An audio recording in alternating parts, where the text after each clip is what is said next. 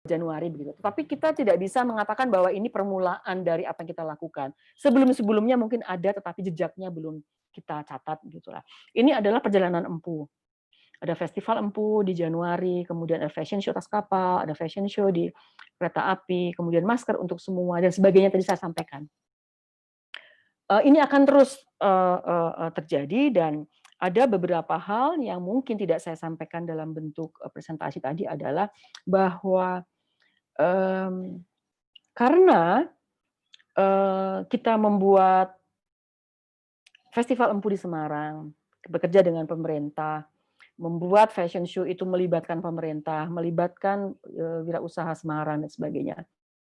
Dan mungkin karena saya lahir di Semarang, pemerintah daerah itu melihat saya sebagai orang Semarang, padahal saya tinggal di Semarang mungkin dihitung hanya berapa tahun ya, mungkin 6 tahun atau berapa ya, 6 tahun begitulah ya. Nah, kemudian tapi ada positifnya. Pemerintah daerah kemudian yang sudah punya RAD API, adaptasi perubahan iklim, minta untuk diadvokasi loh. Advokasi tapi minta, itu kan sebetulnya sesuatu yang positif. Minta diadvokasi untuk memasukkan fashion berkelanjutan ke dalam RAD-nya. Dan kita sudah membuat workshop dan diskusi kemarin dan mereka betul-betul serius bahwa tahun 2020 akan memasukkan fashion berkelanjutan sebagai bagian dari RAD-nya. Nah, ini mungkin pembelajaran ketika kita masuk ke media ya. Saya sebutkan tadi bahwa peran media ini sudah ada sejak awal. Mungkin cukup kuat gitu ya, tapi bisa social marketing, tetapi juga ada marketing yang lain ya, yang tradisional. Jadi saya sebutkan itu karena sebagai bagian dari media, graphic design dari Empu ini cukup lumayan dikatakan orang ya. Orang mengatakan cukup lumayan gitu, walaupun tampilan dari presentasi saya sangat tradisional. Kebetulan yang melakukan adalah keponakan saya. Oke, jadi gratis. Kemudian kita dari awal selalu mengundang media untuk bicara soal mengapa sih kita membuat, tanda petik waktu itu pameran ya, atau membuat festival Empu, dan apa misi kita dan sebagainya. Dan itu dimuat, hampir setiap hari selama 5 hari itu dimuat, dan sampai sesudahnya dimuat di koran setempat dan sebagainya. Nah, kemudian ada beberapa teman yang kemudian menawarkan, Mbak, kita punya film Empu yang baru, mau nggak diputarkan? Ya kita jawab tentu mau dong. Film Empu diputar, kita berdiskusi di dalamnya dan sebagainya. Dan seperti sebutkan tadi, ada kelas-kelas tenun, Nusantara, ekofeminisme dan sebagainya. Kamu anu Feni gabung ra? Ya. Nah, kemudian ini saya hanya menunjukkan bahwa kita itu sudah dari awal berhubungan dengan media-media yang tradisional dan message dari sosial medianya ada, tetapi masih menggunakan perangkat-perangkat yang konvensional. Ada dari Metro TV, kemudian kita bicara dengan radio dan sebagainya. Gitu ya. Tapi dalam perkembangannya kemudian kita terjemahkan banyak-banyak pesan itu dalam media advokasi. Ini adalah ketika saya dan adik saya rapat dengan PT KAI Semarang untuk mempropos bisa nggak kita fashion show di atas kereta api Argo Muria. Dan saat itu sebetulnya Festival Empu belum berhenti ya, sedang berjalan. Tapi saya ingat tanggal 4 Januari itu kita datang ke kantornya dan kita minta, dan itu diskusinya ternyata panjang.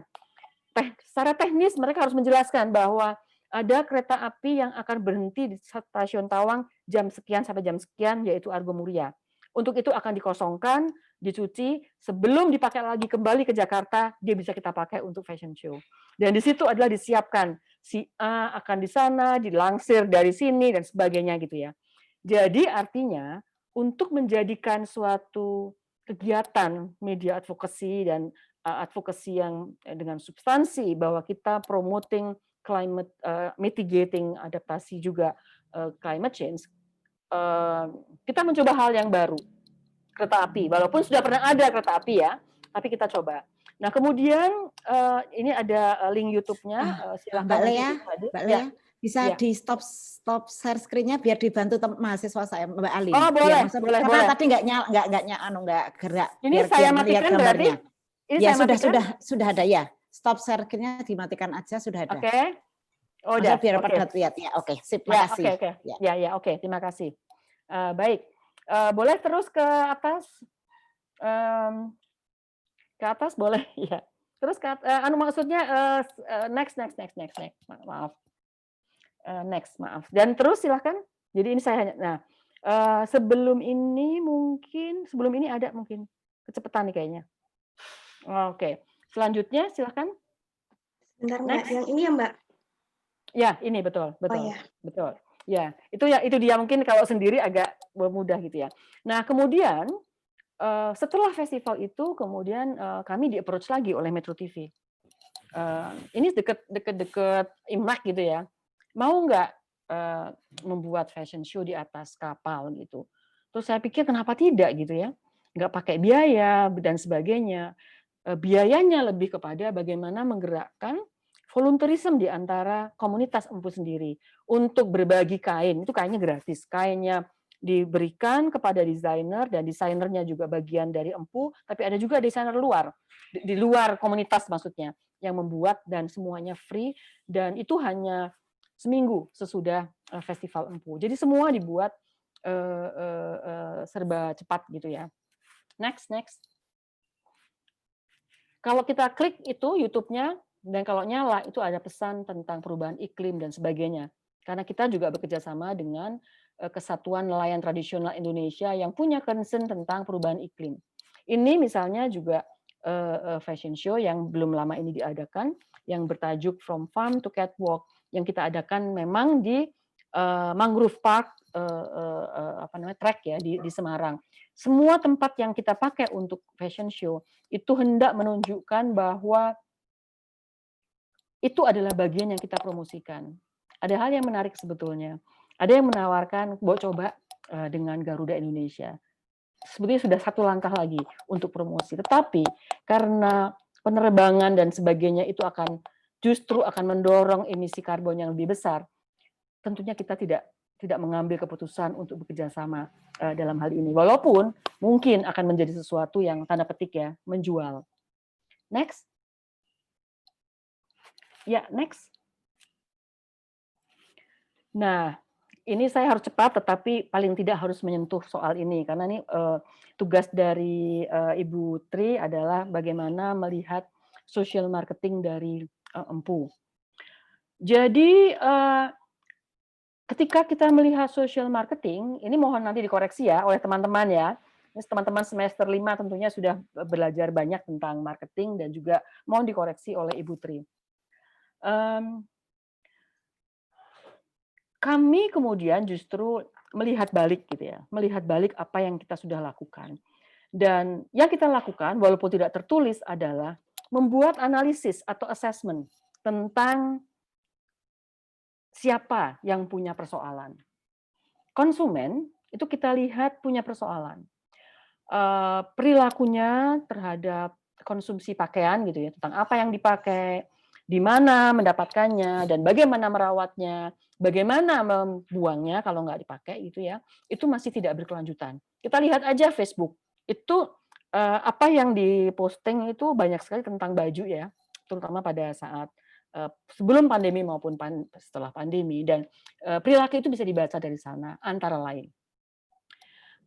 Walaupun itu bisa bias karena kelompok muda sudah meninggalkan Facebook, mereka lebih kepada Instagram. Nah, kemudian saya menangkap dan saya kira empu juga menangkap bahwa awareness tentang kekhawatiran, tentang dampak dari kepada lingkungan dari fashion ini, dan baik itu yang dari sisi produksinya ya atau produser maupun consumersnya, itu sudah makin dianggap penting. Seperti saya sampaikan, kelompok muda itu sekarang makin kenal loh dengan fashion berkelanjutan gitu ya. Mereka makin care dan kita melihat sebetulnya ini kelompok yang potensial untuk kita lihat. Kemudian juga banyak sekali sekarang, terutama yang dari luar negeri, yang brand-brand global itu sudah mulai membuat produk-produk yang mengklaim sebagai fashion berkelanjutan. Mereka menggunakan serat-serat alam dan mereka membuat pendekatan dalam proses produksinya dan sebagainya. Dan sebetulnya kita sudah mulai perlu berhati-hati bahwa kalau kita tidak lebih cepat, kita kembali lagi akan menjadi konsumen pasif untuk menerima produk-produk tanda petik yang berkelanjutan itu. Tetapi pada saat yang sama, awareness dari kelompok-kelompok dan konsumen ini terkait kekhawatiran dampak lingkungan atas pilihan fashionnya, itu baru kadang-kadang, mostly itu baru pada tataran awareness yang belum bisa diterjemahkan ke dalam perubahan perilaku. Dan ini mungkin yang akan menjadi tugas social marketing, yang mungkin juga berat bagi Empu, tapi kita akan coba. Kemudian kami juga melihat kebijakan pemerintah ini juga belum berkelanjutan, walaupun sudah ada SDG. Dan di dalam SDG sebetulnya sudah ada itu soal fashion di dalamnya, walaupun memang dalam beberapa kata saja gitu ya. Sebagai contoh kebijakan-kebijakan peraturan-peraturan pemerintah juga ketika bicara soal industri kreatif, itu industri kreatif di mana garment atau fashion adalah menjadi salah satu yang andalan dari 17 atau 16 sektor, tetapi kebijakan yang dibuat oleh pemerintah itu ya umum, bukan mendorong agar fashion berkelanjutanlah yang perlu didukung atau menjadi perhatian. Next. Ya, next. Ketika kita membuat analisis ini, dan saya harus jujur, assessment itu kita buat justru lebih banyak tidak tertulis, lebih banyak kita pikirkan, kemudian kita coba gitu ya, belum didokumentasikan. Ada tantangan-tantangan yang dihadapi konsumen tadi, ketika sudah ada produk fashion yang ramah lingkungan, gitu ya. Tadi sudah kita sebutkan bahwa pengetahuan dari konsumen terhadap dampak fast fashion itu belum baik, gitu ya. Tadi yang saya sebutkan, mungkin di lidah nih ngomong nih bahwa synthetic coloring itu berdampak. Tetapi itu lebih banyak di mulut gitu ya. Karena yang kita lihat di dalam media-media, sosial media, Instagram maupun Facebook, itu adalah baju-baju yang menggunakan bukan natural coloring. Dan kemudian juga ada frekuensi-frekuensi yang menunjukkan baju-baju itu diproduksi lagi dan diproduksi lagi. Artinya masih ada kurangnya pengetahuan konsumen tentang bagaimana cara merawat pakaian agar ramah lingkungan dan agar bisa long lasting gitu ya, dipakai lebih lama gitu. Kemudian kita juga mendengar pertanyaan-pertanyaan, dan itu pengalaman dari Empu sendiri, bahwa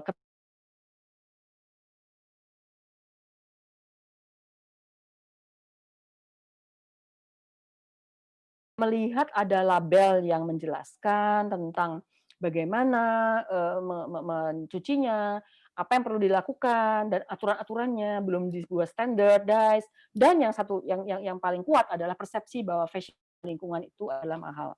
Memang kita akui ada cukup banyak fashion berkelanjutan yang mahal dan mahal banget dan mahal luar biasa. Kalau kita bicarakan sarung yang harganya 6 juta itu kan mahal ya, dan itu ada di sana, atau 20 juga ada.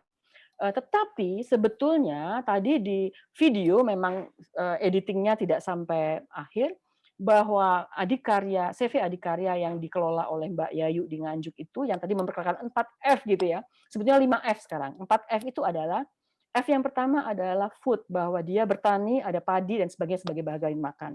Kemudian sisa-sisanya itu bisa diberikan kepada hewan sebagai feed gitu ya. Nah, kemudian F yang ketiga itu adalah ada dari sektor pertanian peternakan itu menjadi fertilizer sebagai pupuknya, yang kemudian juga dipakai untuk biofuel sebagai energi, dan kemudian ada eco fashion yang F yang berikutnya. Jadi karena hal ini maka Mbak Yayu ini bisa menjual eco fashion dengan sangat murah. 175 misalnya, dan dia sudah masuk ke Tokopedia dan sebagainya. Padahal di kawan-kawan yang lain itu bisa mungkin ya 500 ke atas lah. Dan argumentasinya adalah dia mengambil tanaman di sekitarnya, kemudian menggunakan energi yang dia kelola sendiri, sehingga lebih murah gitu ya. Dan itu yang membuat sebetulnya banyak fashion ramah lingkungan yang juga terjangkau. Kemudian tantangan atau isu konsumen yang lain adalah kalau kemudian sadar bahwa ini adalah fashion berkelanjutan, tuh belinya di mana gitu ya. Apakah itu sering sekali saya posting komunitas Empu gitu ya, tapi mau belinya di mana gitu. Karena memang Empu ini masih sekretariat dan ini sebetulnya otokritik kepada kami juga bahwa kami bukan tugas yang profesional untuk bisa merespons kebutuhan-kebutuhan yang sebagainya. Sebagian sudah ada tetapi itu belum. Nah, kan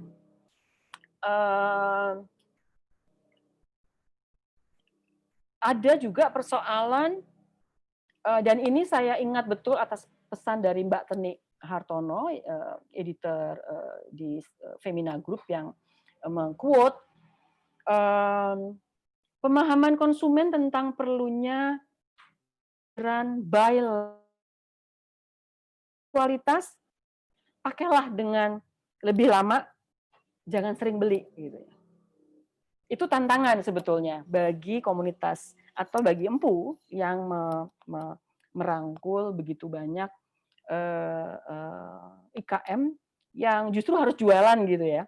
Dan itu yang perlu imbang antara pesan dan bagaimana marketing yang dilakukan. Ada juga isu-isu soal pemahaman daur ulang dan sebagainya. Next. Mudah-mudahan sedikit lagi. Next. Nah, dari awal itu Empu memang antara sadar tidak sadar, tetapi selalu dari awal kami membawa pesan from root atau dari akar ke pasar gitu ya. Dari root to market, from farm to closet, dari kebun ke lemari pakaian, from farm to catwalk, dari kebun ke panggung peragaan busana. Intinya adalah kita perlu membangun rantai nilai yang ramah lingkungan, yang berkelanjutan, yang ada di sekitar kita. Karena itu yang paling memungkinkan untuk menahan perubahan iklim. Kalau kita masih mengirim dengan pesawat, dengan kurir yang mahal, itu artinya kita belum mengadaptasi perubahan iklim dan belum mengurangi upaya untuk perubahan iklim yang ada. Kawan-kawan sudah tentunya tahu dan tadi sudah disinggung juga bahwa ketika kita bicara social marketing, tujuan utama dari upaya marketing itu bukan untuk keuntungan finansial, tetapi perubahan perilaku yang dampaknya, nah dampak ini yang harus digarisbawahi, dirasakan masyarakat luas. Pada saat yang sama tadi saya sebutkan, Empu ini juga punya tugas lain karena terdiri dari wirausaha sosial yang memiliki juga tujuan profit dan tujuan sosial, marketing mix-nya tetap kepake. Mereka harus lihat produknya berkualitas apa tidak, nggak luntur. Karena keluhan dari fashion berkelanjutan pakai pewarna alam tuh luntur kalau fiksasinya tidak mantap, tidak tepat. Warnanya juga tidak sesuai dengan yang diharapkan. Dan soal warna, itu mungkin juga bisa diperdebatkan. Ada yang mengeluh, mengapa baju yang dengan pewarna alam warnanya buram. Padahal sebetulnya mungkin bukan itu. Terlalu sedikit, sangat sedikit lembaga-lembaga laboratorium yang belajar tentang pencampuran warna alam. Kalau kita bandingkan dengan di Sumba, warnanya striking, warnanya jelas gini ya, indigonya biru, coklatnya coklat banget gitu ya, dan sangat kuat. Saya lupa membawa beberapa contoh yang lain. Dan itu mungkin berbeda ketika kita melihat pewarnaan alam yang ada di Jawa atau di Lombok sekalipun. Nah, tadi ada produk, price, promotion, place, people, teman-teman semua udah tahu semuanya.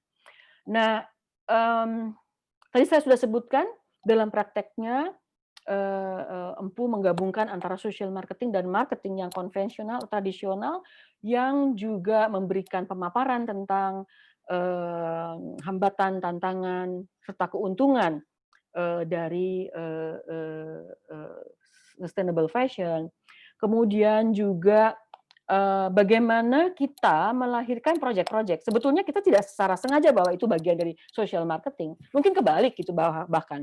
Kita melakukan proyek karena merespons kebutuhan, tetapi di dalamnya perlu social marketing. Tapi dari kacamata social marketing ini bisa dilihat bahwa kita tidak hanya bicara, tetapi juga berbuat gitu ya.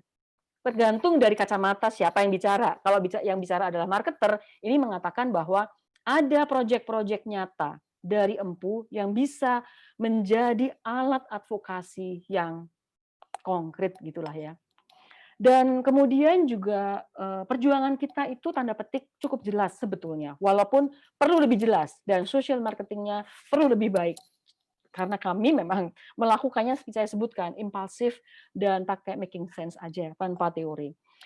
Upaya untuk meningkatkan kualitas hidup petani, perajin, pemintal, penenun, pembatik, yang sifatnya seringkali sangat personal. Saya bisa menyebutkan salah satu penenun yang namanya Ibu Prisna misalnya ya, yang produknya akhirnya kita bisa bawa contoh sebagai bagian yang tanda petik dipasarkan di Belanda dan itu menjadi bagian dari campaign kita juga ketika di Climate Diplomacy Week dengan Uni Eropa, karena Uni Eropa juga pengen tahu bahwa Empu juga punya campaign dengan Eropa enggak gitu ya, dan ada satu contoh yang bisa kita angkat di sana. Pandemi ini punya tantangan yang luar biasa pada pekerjaan ini. Kalau kita ingin memperbaiki, mempertahankan kehidupan kesejahteraan kelompok marginal itu luar biasa berat banget. Ini bukan curhat, tapi bagian dari realitas.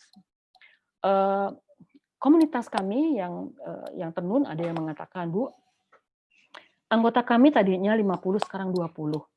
Dan 20 ini pun sudah melakukan reduksi dari pekerjaannya. Bukan menenun tenunan yang berkualitas tinggi yang bagus, tapi dia turun menjadi menenun serbet. Serbet itu adalah kasar ya, tenunannya. Karena pandemi ini berat marketnya. Yang lain sudah menyimpan alat tenunnya. Ini kami dalam posisi deg-degan banget. Kemudian ada penenun yang mengatakan, oh saya dihubungi oleh seorang kawan. Itu jangan jual tenunnya segitu rendah dong. Itu kan mematikan penenun. Saya coba hubungi dan ternyata ceritanya mungkin bukan begitu. Dia sudah membeli dari penenun itu sebelum pandemi ya, bahkan akhir tahun yang lalu, dan dia punya art shop dan karena dia butuh uang karena orang tuanya meninggal dan dia dari budaya yang memang ketika ada keluarga yang meninggal itu banyak sekali yang dibutuhkan gitu ya. Dia terpaksa menjual. Dan memang karena pandemi. Kemudian ada juga yang terpaksa pergi ke moneylender, ke pawn shop, pegadaian, tapi bukan pegadaian yang punya negara, tapi pegadaian lah ya. Yang sebetulnya kelompok ini itu beberapa saat sempat independen karena mereka bisa keluar dari rentenir dan sebagainya karena mereka membuat kelompok dan mempunyai prinsip-prinsip seperti juga prinsip di dalam Empu. Jadi boleh saya katakan bahwa saat ini Empu bersama komunitas sedang dalam upaya bagaimana kita tentunya harus bisa sekali lagi mengeluarkan dari persoalan ekonomi yang kemarin di awal pandemi juga muncul, dan tentunya kita harus punya kepercayaan karena saya berbicara dengan kawan-kawan bahwa social marketing yang lebih baik mudah-mudahan bisa membantu persoalan ini. Next, mudah-mudahan tinggal 2 slide aja.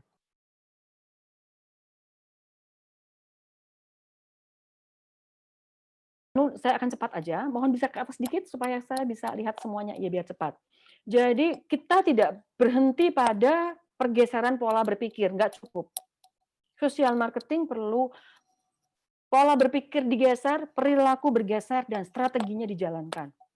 Jadi ada awareness raising di awal, seperti dengan TV dan sebagainya, itu umum sekali ya, awareness raising di publik, di koran, segala macam. Tetapi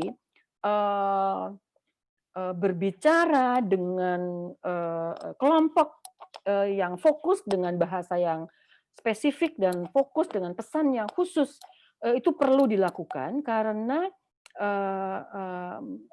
perubahan perilaku itu tidak bisa dihantam dengan marketing yang billboard gitu ya, TV, koran dan sebagainya. Harus ada upaya-upaya khusus. Dan memang perlu penentuan tujuan atau goal. Tadi awareness raising itu hanya awal saja, dan kita harus atau Empu harus apa namanya self kritik juga, belum melakukan upaya-upaya yang sistematis untuk membuat rencana aksi atau strategi marketingnya seperti apa, dan strategi marketing itu dipantau gitu ya. Setiap program kami kita punya strategi marketing, tetapi dipantau dan sebagainya secara sistematis itu belum. Walaupun kita juga mencoba menangkap feedback. Feedback itu kita anggap sebagai tools untuk mengevaluasi rencana-rencana yang kita lakukan berkaitan dengan marketing dan social marketing. Dan kalau tadi kita sebutkan dari awal, mulai dari pembukaan apa namanya festival dan sebagainya, kita sengaja pilih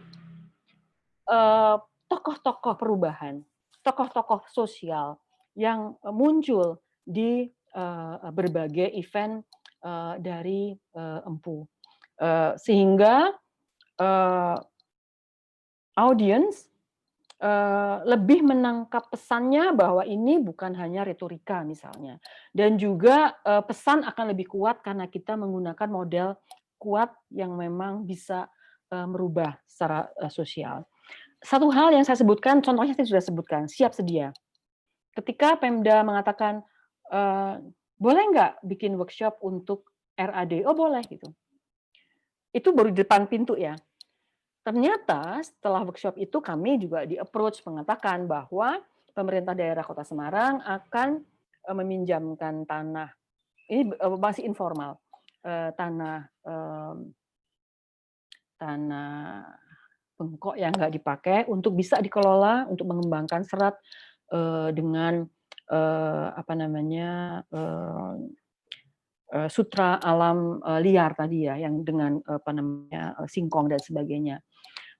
Kemudian kita melihat bahwa itu mungkin ya, mungkin itu yang kemudian Empu bisa mengatakan bahwa social marketingnya jalan, bekerja untuk merespons isu. Jadi ya harus ada perubahan. Kalau nggak ada perubahan berarti kan kita belum melakukan tugas kami gitu. Walaupun kemudian kalau dibalik refleksi lagi, kayaknya ada yang salah dari social marketing kami yang perlu kami perbaiki. Next.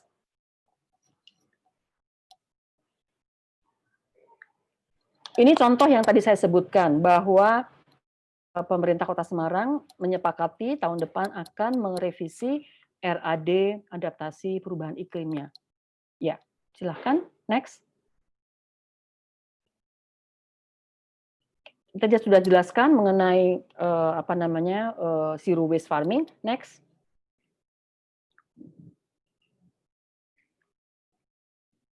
Ini Jalin Serat Nusantara yang tadi saya sebutkan yang akan mendapatkan area yang dipinjami oleh pemerintah Kota Semarang. Next. Si batik ini juga kita apresiasi sebagai bagian dari Empu, dan apa yang saya sampaikan tadi bukan berarti semuanya karena kerja Empu. Justru sebaliknya, kami menggandeng wirausaha sosial yang sudah bagus, bukan sebagai etalase saja, tetapi ini juga menjadi bagian advokasi. Pemerintah Kota Semarang tidak pernah sadar bahwa dengan mereka mendukung si Batik Semarang ini, menyediakan bagaimana pengelolaan limbahnya, bagaimana kemudian mendukung dengan SNI gitu ya, dengan standar dan sebagainya, itu sebetulnya juga membuat si Batik bisa menjadi contoh untuk berkontribusi di dalam adaptasi perubahan iklim. Nggak ngeh. Tetapi pelibatan si Batik dan kami mengajak pemerintah dan sebagainya membuat mereka menyadari, dan oleh karena itu kemudian masuk ke ranah RAD dan sebagainya. Next.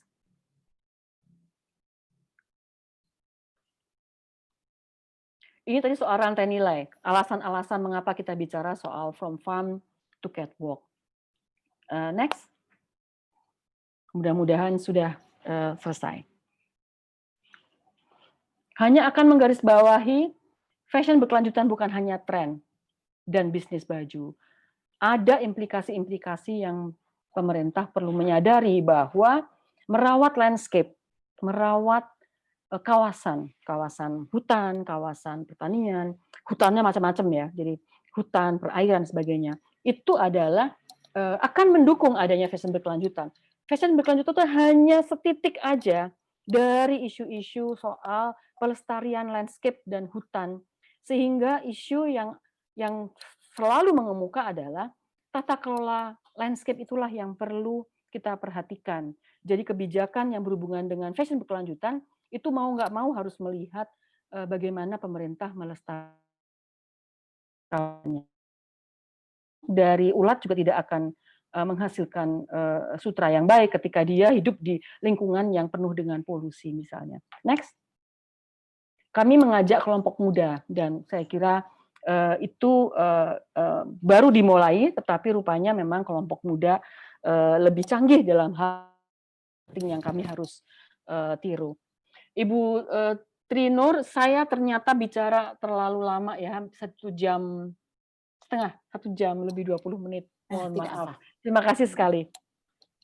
Ya, aduh, luar biasa. Nampaknya tidak ada yang satu kata pun kita lewatkan ya, rekan-rekan semua. Mbak Alin mungkin bisa di stop. Nah, oke, biar kita bisa tindak lanjuti.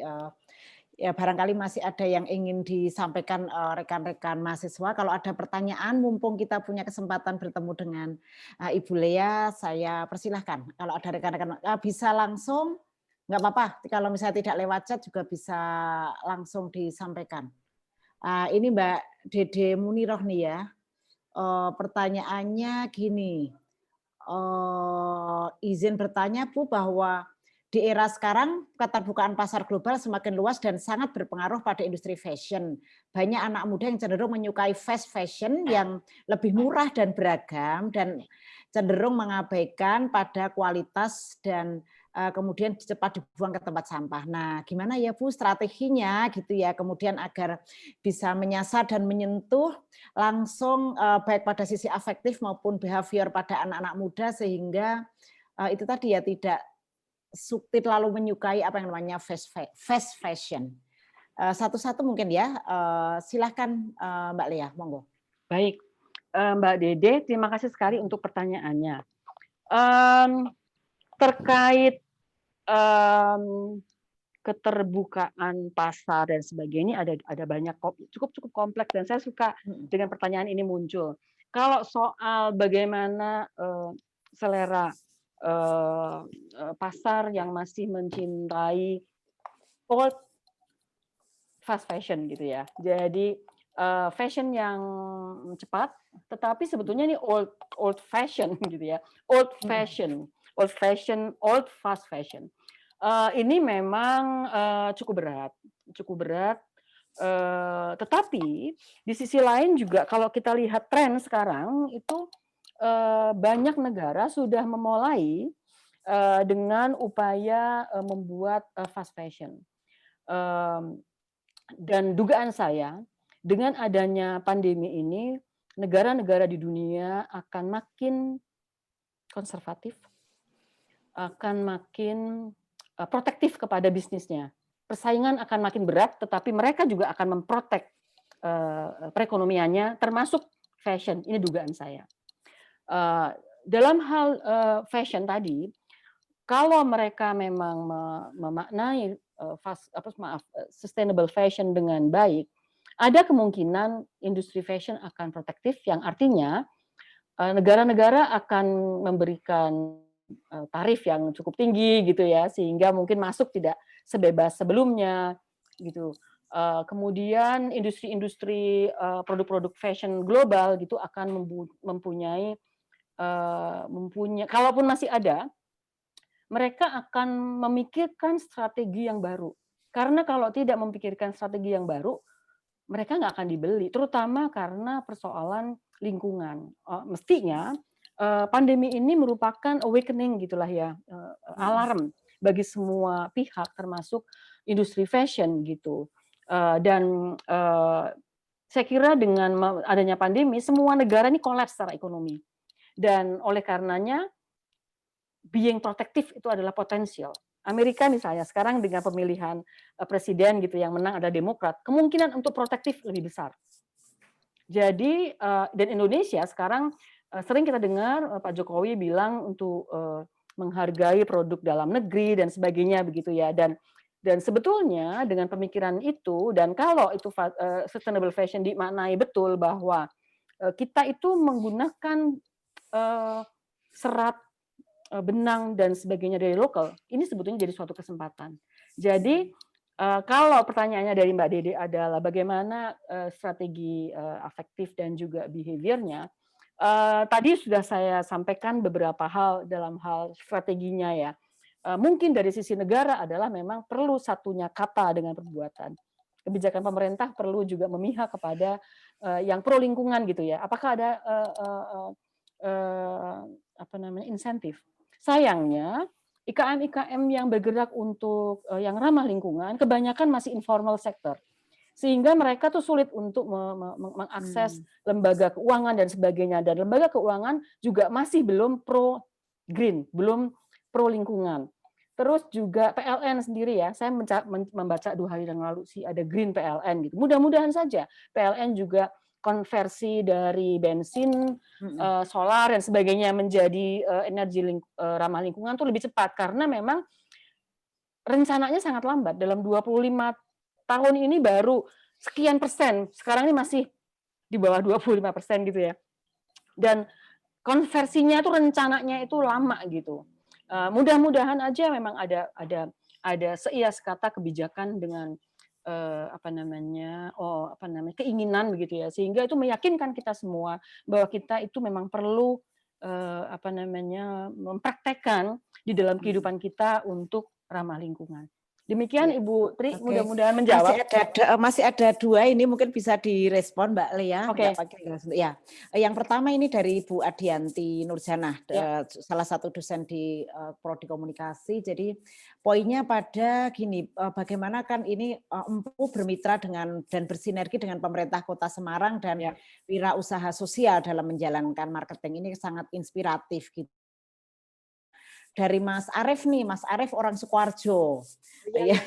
Ya, karena melihat bahwa banyak potensi terkait dengan fashion, mulai dari tenun sarung goyor, kain pantai, hingga industri fashion yang berkelas internasional. Tapi ini di Sritek ya, Sritek dan jajarannya seperti PT Room gitu. Ya, mohon responnya, monggo Mbak Lea. Untuk apresiasi Bu Adianti Nurjanah, terima kasih sekali. Kami masih berharap tahun berganti dan memang RAD akan terjadi dan sebagainya. Tetapi diskusi-diskusi antara komunitas empu yang ada di Semarang dengan pemerintah daerah memang cukup intens dan memang harus merebut kesempatan. Ketika itu dibuka satu kesempatan kecil saja, cobalah kita pastikan kita lakukan yang terbaik sehingga dipercaya untuk melakukan hal yang lebih besar. Dan kalau itu berkaitan dengan ancaman perubahan iklim, Semarang saya kira mestinya menyadari penuh gitu, karena persoalan banjir, persoalan rob dan sebagainya itu setiap tahun ada. Dan kalau tidak dilakukan upaya-upaya khusus, misalnya tadi seperti yang disampaikan di dalam fashion show itu mungkin Semarang akan punya problem yang cukup besar. Nah, Semarang itu punya kesempatan yang baik karena mereka adalah satu di antara sedikit kota di Indonesia yang mendapatkan predikat maupun kepercayaan sebagai kota kreatif, dan kota kreatif itu dalam hal fashion.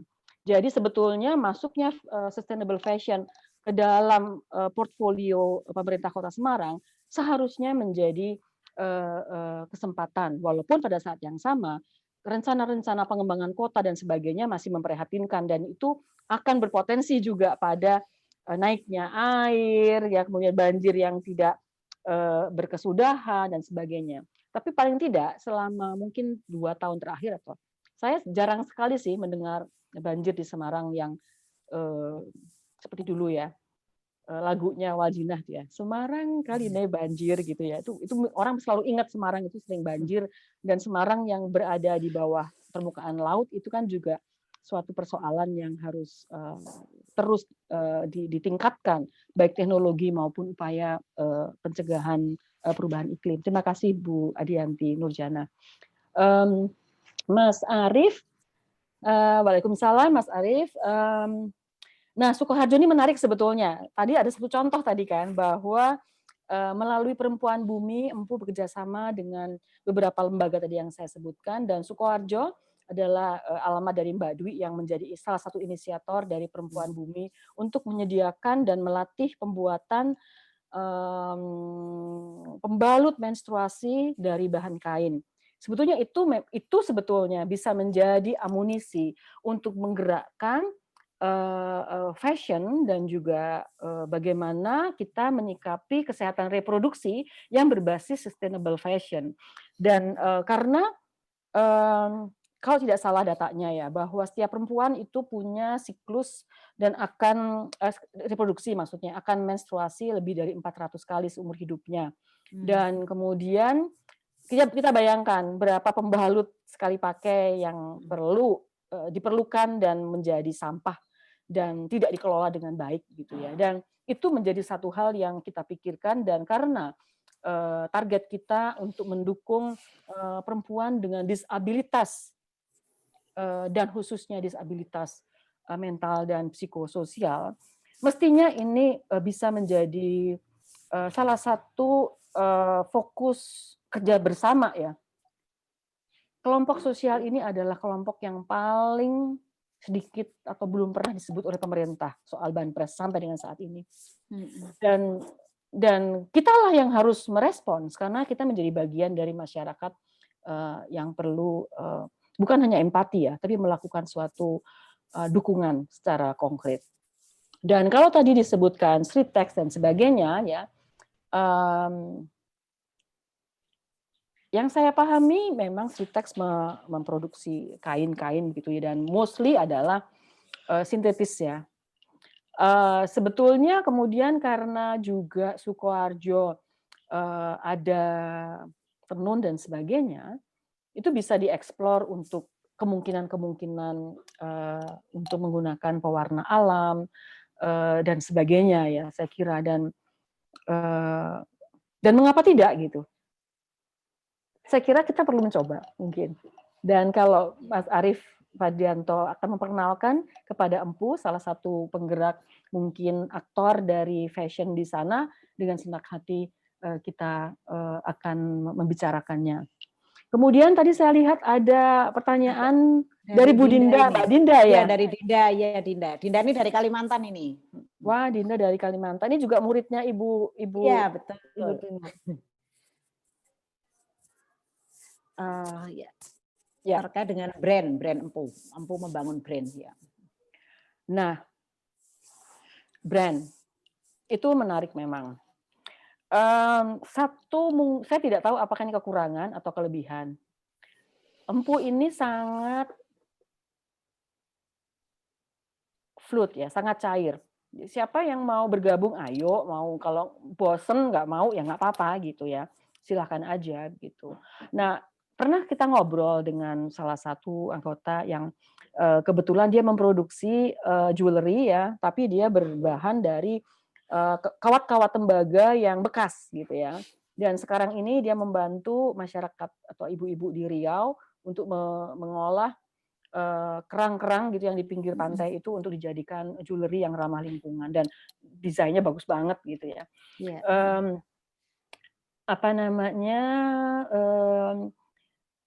Kami selama ini tidak pernah pakai brand Empu gitu, walaupun beberapa lembaga di pemerintah maupun biasanya pemerintah ataupun saya bocorkan ya, misalnya lembaga Komnas lah, ada Komnas tertentu gitu ya yang memerlukan gitu ya, mereka mengenalnya sebagai masker Empu gitu. Tapi strategi kami adalah karena kami memang belum punya legal framework ya, bukan yayasan, bukan apa, tapi kami menempatkan sebagai seperti komunitas sepeda gitu ya. Jadi sangat longgar. Kami tidak pernah atau menghindari untuk mengelola uang. Jadi ketika ada pesanan langsung kami hubungkan dan harga dan sebagainya itu ya langsung, tidak dilewati dan tidak diberikan fee dan sebagainya karena memang komitmen awal dan sampai sekarang adalah komunitas Empu itu non profit. Kalau suatu saat nanti komunitas merasa sangat berterima kasih tanda petik ya, kalau Empu itu kerjanya baik, misalnya kalau memang sudah nyata gitu ya, kemudian diperlukan fee untuk operational cost, untuk mendanai peningkatan kapasitasnya, karena sampai sekarang peningkatan kapasitas bagi komunitas Empu itu free dan kita bekerja dengan coach dan sebagainya begitu Bu Putri. Yang free, jadi mereka tuh nama-nama besar lulusan luar negeri tapi mereka mau memberikan apa namanya pro bono services gitu ya. Belum ada. Namun demikian ada salah satu komunitas yang baru banget dan kebetulan memang orang muda yang memang paham betul dengan platform untuk melayani digital marketing gitu ya. Dan mereka sudah mulai mendiskusikan dengan bagaimana kalau kemudian ada platform melalui Empu sehingga komunitas tuh bisa menjual produknya dan dibantu dengan platform itu dan untuk itu mungkin saja karena orang kemudian mengenal produk itu kemudian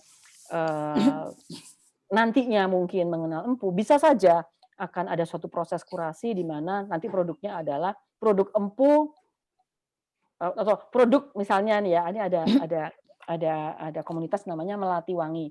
Melati made by Melati Wangi for Empu misalnya.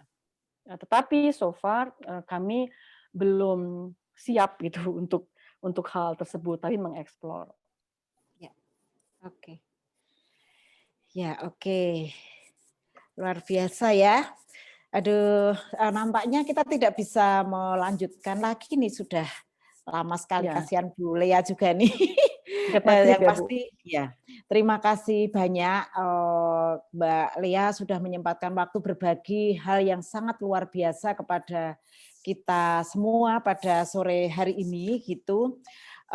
Dan kita misalnya untuk pesan ke mahasiswa ya bahwa kemudian ilmu yang kita dapatkan tuh untuk menyelamatkan manusia, untuk menyejahterakan orang, untuk berpihak kepada kelompok-kelompok marginal tadi kan perempuan, kemudian juga teman-teman difabel kan seperti itu. Nah, hanya satu kata yang saya sampaikan bahwa bumi itu bukan warisan nenek moyang, tetapi titipan dari anak cucu kita. Jadi kalau warisan itu boleh dihabis-habiskan, kalau titipan itu nanti akan ditanyakan pertanggungjawabannya harus dijaga dengan baik gitu. Sekali lagi terima kasih kepada Mbak Lea. Tadi teman-teman ada yang pengen foto bersama gitu. Mbak Alin, silahkan dibuka semua on cam untuk kita bisa berfoto bersama.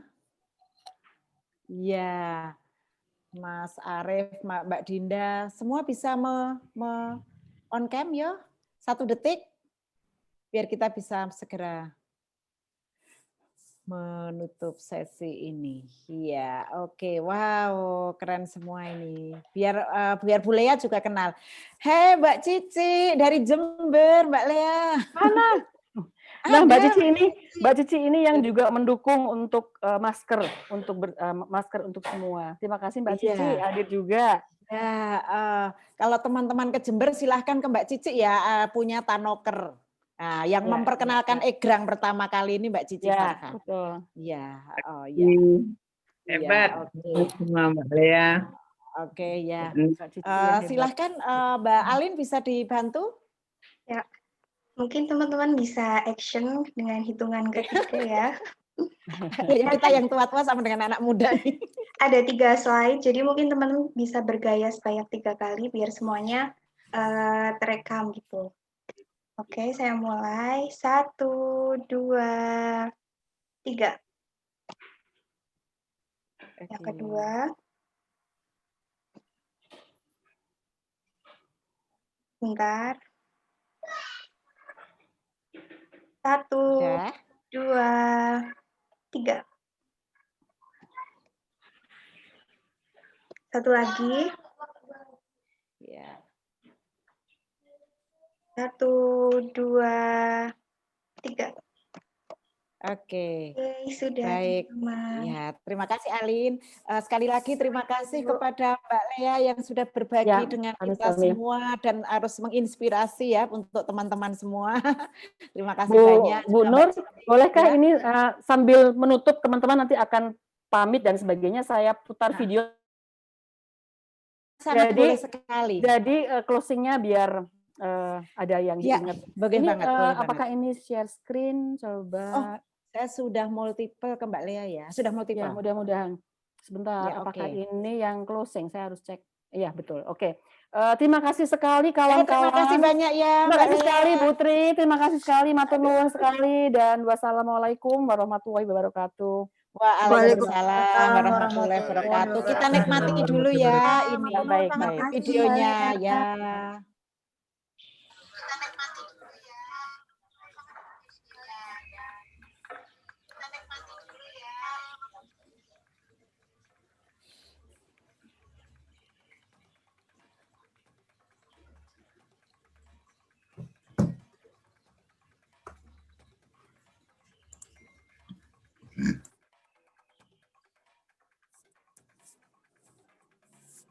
Suaranya enggak ini ya?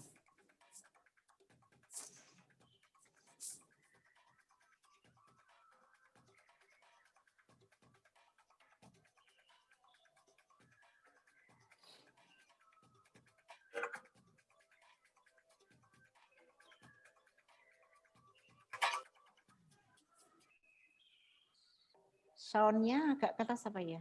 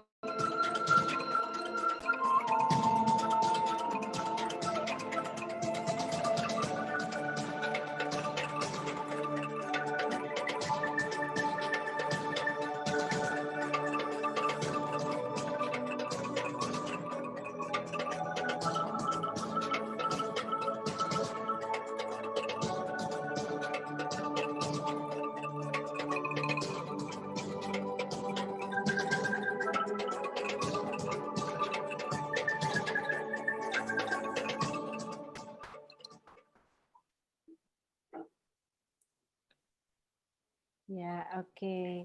Sekali lagi terima kasih Mbak Lea. Terima kasih sekali, terima kasih sekali. J. Kami pamit, Bu. Oke, makasih Mbak. Nuwun sekali. Ya. Teman-teman silahkan kalau mau undur diri kita sudah selesai ya. Oke, assalamualaikum. Waalaikumsalam. Saya pamit Putri. Terima kasih Mbak Mbak Cici, Lea. ya Mbak India. Nuwun, makasih. Mbak Lea, Putri. Terima kasih Putri, Mbak Lea Ya, untuk sama-sama.